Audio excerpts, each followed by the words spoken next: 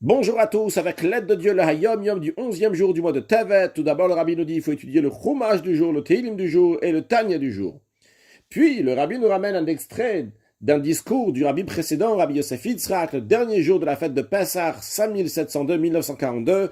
C'était un peu plus qu'un an après que le rabbi précédent est arrivé aux États-Unis et que le rabbi précédent va absolument changer l'atmosphère et l'état d'esprit qu'il y a aux États-Unis, le changer pour qu'il va devenir pur.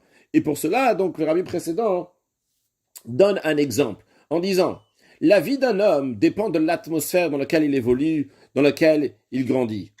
Sans elle, sa vie est impossible et la qualité de la vie est conditionnée par celle de l'atmosphère. Donc on est obligé d'avoir de l'atmosphère, de l'air pour vivre. Et en fonction de cette atmosphère, en fonction de ça, va être la vie. Donc sur le plan spirituel, la vie qui est vécue dans une atmosphère de Torah, de mitzvot, elle, c'est une atmosphère qui est saine, qui est bonne pour la santé. Mais si quelqu'un vit dans une atmosphère d'incroyance, c'est une vie malsaine, une vie de mauvaise santé. Et la personne qui vit dans cette atmosphère d'incroyance, s'il a fait ce choix-là, eh bien, il est sans cesse exposé à des maladies contagieuses.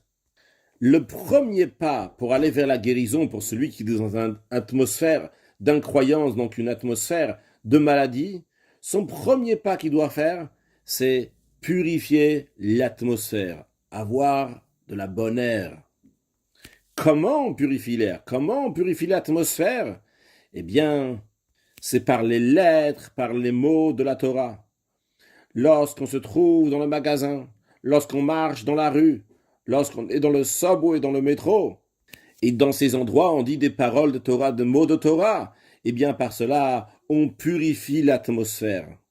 Donc tous ceux qui sont Yodéa Sefer, ceux qui savent étudier, ceux qui connaissent la Torah, ils doivent connaître des textes par cœur. Des textes du Chumash par cœur, des textes de Teilim par cœur, des textes des Mishnayot par cœur, des Tanya par cœur, de sorte qu'à tout moment et en tout lieu, ils puissent penser et prononcer des lettres saintes de la Torah qui purifient l'atmosphère.